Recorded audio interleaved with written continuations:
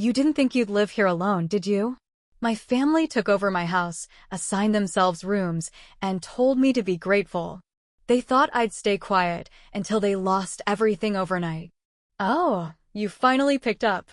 We were just discussing who gets which room. I froze. The house keys, warm from my grip, suddenly felt heavy. What? Well, you didn't think you'd live there alone, did you? Mom's voice was light, casual, like she hadn't just ripped the ground out from under me. Your father and I will take the master bedroom, obviously. Your brother needs the room with the big windows. He's always wanted a home office. And your sister, well, she has the kids, so it makes sense for her to take the largest guest room. My breath hitched. Mom, this is my house.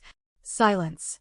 A beat, just long enough to trick me into thinking she'd finally understood. Then, she let out a sigh, the same one she always used when I disappointed her. Sweetheart, don't be selfish. We're family. We just assumed you'd be happy to help. Help. That word. That cursed word. The foundation of my entire existence in this family. They always assumed I'd be happy to help. Like when they assumed I'd be fine paying for every family dinner because I made the most money. Like when they assumed I'd watch my sister's kids every weekend so she could have me time. Like when they assumed my car was our car, my savings were our emergency fund, and my success was theirs to share. I could already picture it, the slow invasion. Mom redecorating her new master bedroom. My brother leaving his work junk all over my house. My sister dumping her kids on me at every opportunity. The fridge emptied, the bills conveniently forgotten, my personal space dissolved into nothingness. And if I dared to protest, I'd be the bad guy. Because I'd been here before. 1,000 times. The boundaries I set weren't boundaries to them, just suggestions they could ignore. I swallowed hard, my mind racing. They really thought they could do this to me again. I inhaled slowly, staring up at the house I had worked my ass off for. The house that was supposed to be my sanctuary. I'll call you later. I hung up before she could argue. Then, gripping the keys like a weapon, I stepped inside, letting the silence of my house wrap around me like armor. They had no idea what was coming. I barely had time to breathe before the group chat exploded. Mom, sweetheart, we need to talk about the house. Brother, so pumped for my new office. When can I bring my desk over? Sister, I told the kids they get to have sleepovers at Auntie's house all the time. They're so excited. My stomach twisted as the messages kept rolling in. They hadn't even asked if they could move in. They had already decided. My fingers hovered over the keyboard, but before I could type a single word, my phone rang. Dad. I sighed and answered. Hey, Dad. Hey, kiddo. His voice was calm, reasonable. Look, your mother's a little upset. She thinks you're being, well, difficult. Difficult. There it was. The family's favorite word for me. Dad, I just bought this house. For me. Not for everyone else. And no one's saying you can't live there, he said smoothly, as if that was the problem. But think about how much easier it'll be for your mother and me. We're getting older. Do you really want us dealing with mortgage payments at our age? And your sister, raising kids is expensive, you know. A little support from family wouldn't hurt. A bitter laugh slipped out. Support. Another word they love to twist. You mean the kind of support I never got? I shot back. The way I had to work 3 jobs in college while you and Mom funded my sister's gap year in Europe? The way my brother still lives off your money while I had to claw my way to financial stability alone. A sharp inhale from the other end. He didn't like when I brought up facts. That's not fair, Dad said finally. You're right, I said. It's not. And I'm done pretending it is. Before he could argue, I ended the call. I exhaled slowly, pressing my phone against my forehead. They weren't going to stop. I needed a plan. A loud knock rattled my front door. My entire body tensed. No, they wouldn't. I yanked the door open, and there they were. All of them. Mom, Dad, my brother, my sister. Standing on my doorstep like they already lived here. We need to talk, Mom said, smiling like she hadn't just tried to hijack my life. We really don't, I said, gripping the door frame. "Oh, don't be like that," my sister chirped, stepping past me like she owned the place. She turned in a slow circle, scanning my entryway. "Wow, this is way bigger than I expected. The kids are going to love it here." The kids who didn't live here. My brother whistled, peering into the living room. "Damn, this is nice. Hey, is the basement finished?" I was thinking of setting up a gym. Mom sighed dramatically. "Sweetheart, we didn't want to do this over text. We just want to have a real conversation. Face to face. Like family." Family. Another weaponized word. I folded my arms. A conversation about what, exactly? Dad clapped a hand on my shoulder, like he was breaking bad news to me. "We know this was a big step for you. And we're really proud. But we've been thinking, maybe it'd be best if we all just pooled our resources." I stared at him. What the hell does that even mean? Mom smiled, like she was explaining something obvious. "It means we help each other out. You have the house, but we can all pitch in to make it a home." Make it a home. They wanted to take my independence and turn it into a communal project. "So let me get this straight," I said slowly. "I paid for the house. I own the house. But you all think you get to move in, claim rooms, and I'm just supposed to let that happen." Mom's smile faltered. "Well, when you put it like that, it sounds like exactly what it is."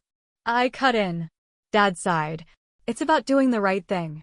"For who?" Silence. My sister clicked her tongue. "Wow, you've really changed, huh? Used to be family-oriented. Guess money does that to people." I barked out a laugh. "Yeah? And what does freeloading do to people?"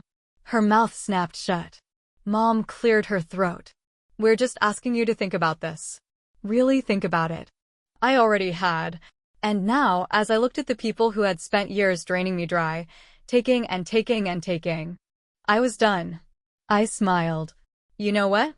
You're right. I should think about it." Mom beamed, relief washing over her face. "Oh, sweetheart, I knew you'd come around." "Yeah," I said, leaning against the door frame. "I'll think about it while you all leave. Right now." Her face dropped. "Excuse me? You heard me." I gestured toward the driveway.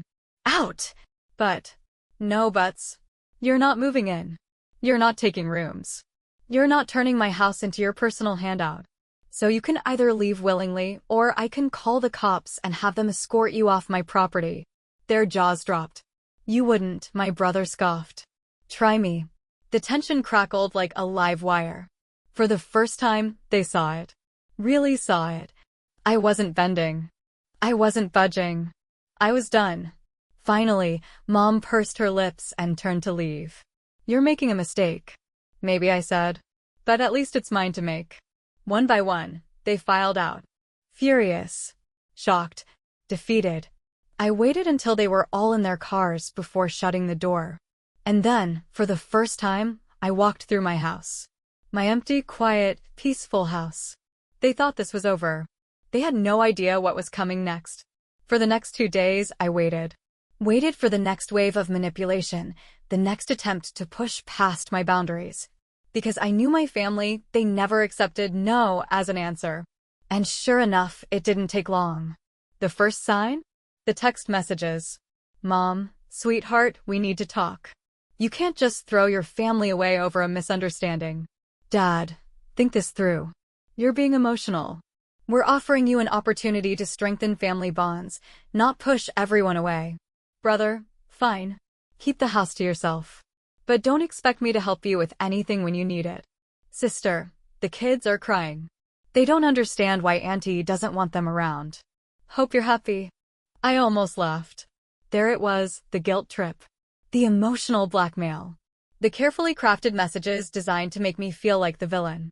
But I wasn't the same person they had controlled for years. I ignored them. Every single one. And that's when they escalated. The knock on my door came at exactly 6 p.m. Right on schedule. I didn't even check the peephole. I knew who it was. I opened the door to see Mom, Dad, and my sister standing there with forced smiles and arms full of peace offerings. A basket of fruit. A bottle of wine. A plate of my mom's homemade lasagna. Bribes. Sweetheart, Mom said, voice sickly sweet. We just want to talk. I leaned against the door frame, unimpressed. We already did. Remember? I said no. You didn't really mean it, she dismissed, stepping forward. Let's sit down, have a nice meal, and discuss things properly. Mom, I deadpanned. Do you think bringing lasagna changes the fact that you tried to hijack my house? Her smile twitched. We're just trying to make things right. Right for who? You mean right for you, I said. My sister sighed dramatically, shifting the plate in her hands. God, you're being so dramatic. We're just asking for a little space. You have, like, 5 bedrooms, and you don't even have a husband or kids. What do you need all that space for? I blinked. Unbelievable. You're asking me why I need space in my own home? I'm saying it's selfish to keep all this to yourself when we could all be comfortable here together. I almost laughed. The audacity. The sheer entitlement. Right. Because my whole life, it's always been about making sure you're comfortable, hasn't it? My sister frowned. That's not fair. Isn't it? Because I remember a time when I was working 3 jobs to pay my rent while Mom and Dad covered your European vacation. I remember when I needed help and you were too busy, but I was always expected to drop everything for you. So, tell me again why I should care about your comfort. Silence. A crack in their armor. Then, Mom placed a hand on my arm, her voice dropping into a softer, more serious tone. The final play. The emotional dagger. Honey, she said, this isn't just about us needing space. It's about family. One day, you're going to need us, and when that day comes, we won't be there. I tilted my head, studying her. Is that a promise? Her eyes widened slightly, thrown off by my response. Because honestly, I continued. That sounds like a blessing. Enough. I stepped back and started closing the door. Wait. Mom reached for my wrist, her nails digging in slightly. Just think about what you're doing. I pulled free, my voice colder than ice. No, Mom. You think about what you're doing. Because you're about 5 seconds away from me calling the cops to remove you from my property. Her face twisted in shock, like she had never expected me to stand my ground. Dad, who had been silent the entire time, finally sighed. Come on, he muttered to Mom and my sister. She's made her choice. Mom scoffed, yanking the plate of lasagna back like she had just realized she wouldn't be invited in. Don't come crying to us when you realize what a mistake you've made. I smiled. Oh, I won't. And with that, I shut the door. For good this time. That night, I finally allowed myself to relax. I poured a glass of wine, kicked my feet up on my couch, and let the silence of my house wrap around me. For the first time in forever, I felt at peace. Until my phone buzzed again. I sighed, picking it up, prepared to ignore yet another guilt trip. Until I saw the message from my realtor. Realtor, hey. Just a heads up, I got a weird call from someone claiming to be your mother.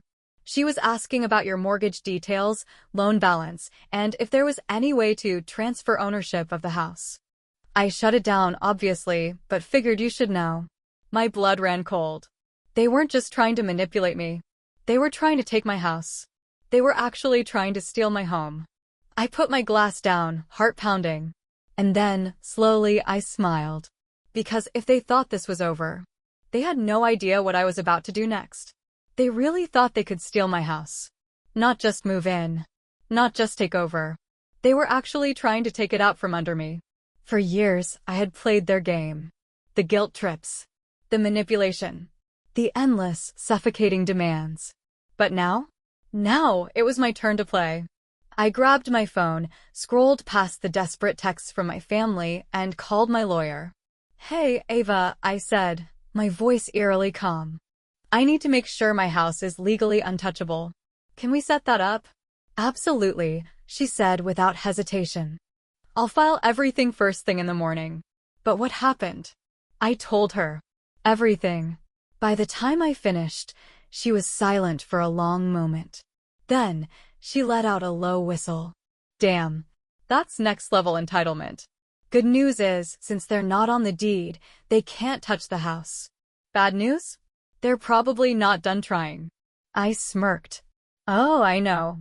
That's why I'm about to make them wish they never even thought about messing with me. The first thing I did was shut down every financial loophole they had ever used to get to me. I called my bank and removed them as emergency contacts.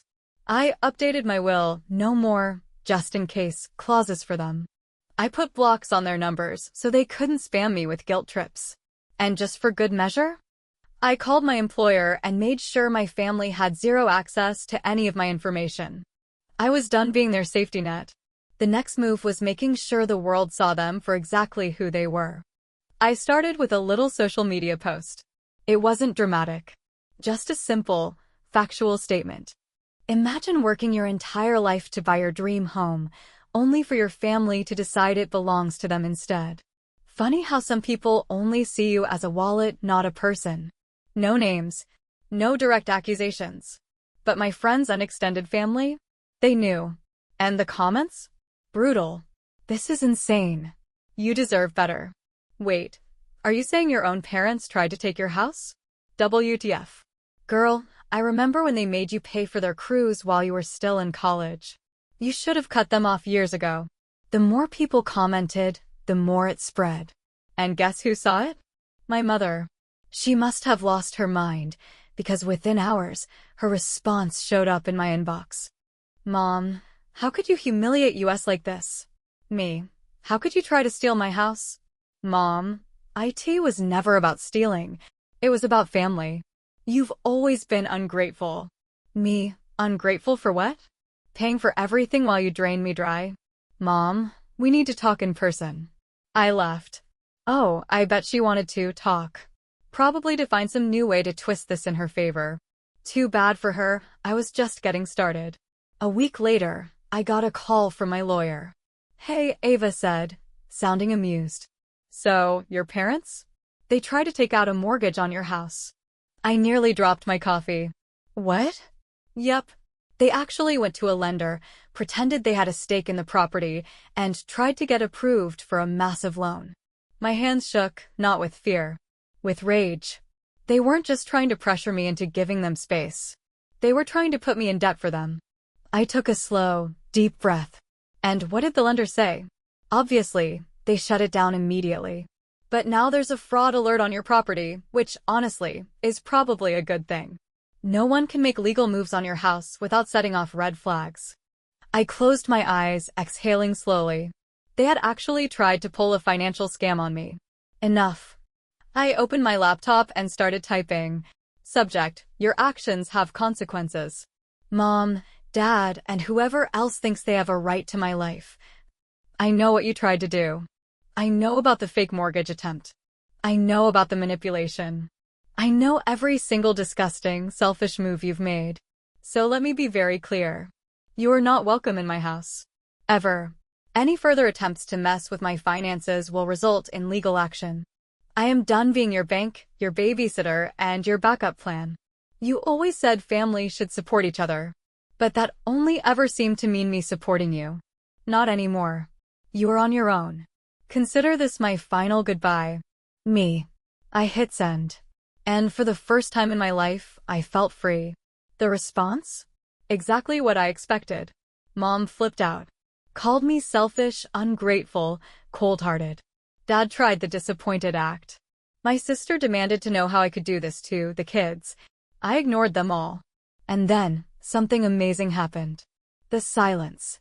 No more guilt trips. No more emotional manipulation. No more calls, texts, or demands. It was like I had finally erased the parasite they had become in my life. And my house? It stayed mine. I walked through it that night, running my fingers along the walls, the furniture, the windows. It was more than just a house. It was proof. Proof that I had built something for myself. Proof that I didn't owe anyone anything. Proof that I was finally in control of my own life. And as I locked the door, my door, I smiled. Game over. 6 months later, my house was still mine. No surprise visits. No fake apologies. No more family emergencies designed to suck me back in. Just peace. But it didn't last. Because when my family finally resurfaced, it wasn't to apologize. It was to beg. I was at work when I saw the first email. Subject, please, we need to talk. It was from my father. Dad, I know you're still upset, but your mother and I need your help. Things have been difficult lately, and we just need a little support. Please call me. I rolled my eyes. Of course they needed help. They weren't just reaching out because they missed me. They weren't trying to mend the relationship. They weren't apologizing for trying to steal from me. They were just out of money. I didn't reply. 2 days later, another email arrived. Subject, urgent. Family emergency. Mom, your father lost his job. The mortgage payments are behind. We're at risk of losing the house. I don't know what else to do, sweetheart. Please, we need you. I stared at the screen, letting the words sink in. They weren't just struggling. They were drowning. A few months ago, that message would have broken me. I would have rushed to the bank, drained my savings, done everything in my power to save them. But not anymore. I leaned back in my chair, sipping my coffee as I typed out my response. I hope you figure things out. Good luck. And then I blocked her email. The calls started a week later. First my sister, then my brother, then my father, again and again, leaving voicemails that got more frantic every time. I ignored every single one. Until finally, late one evening, my phone rang one last time. I glanced at the screen. My mother. I debated letting it go to voicemail like all the others. But something in me wanted to hear it, wanted to hear her say it out loud. So I answered. What do you want? I said, my voice cold. She let out a shaky breath. Sweetheart, we're losing the house. Silence stretched between us. And? I asked. And we need your help. Her voice wavered. You can afford it. I know you can. There it was. Not, I'm sorry. Not, we were wrong. Not even, we miss you. Just, we need money. You mean the way I needed help all those years, and you did nothing? I said. She hesitated. That's different. No, Mom, I said. It's really not. But we're family, she cried. I smiled. That's exactly what you said when you tried to steal my house. Silence. And then, in the smallest, weakest voice I had ever heard from her. We have nowhere to go. I thought about it. Really thought about it. I pictured them losing the house. Packing their things. Scrambling for a solution they had never once prepared for because they had always assumed I would be their safety net. And for the first time in my life, I felt nothing but satisfaction. I'm sure you'll figure it out, I said. And then I hung up. A month later, they were gone. Foreclosed. Moved out. No longer living in the house they had once tried to make me give up my own home for. I didn't know where they went. And I didn't care.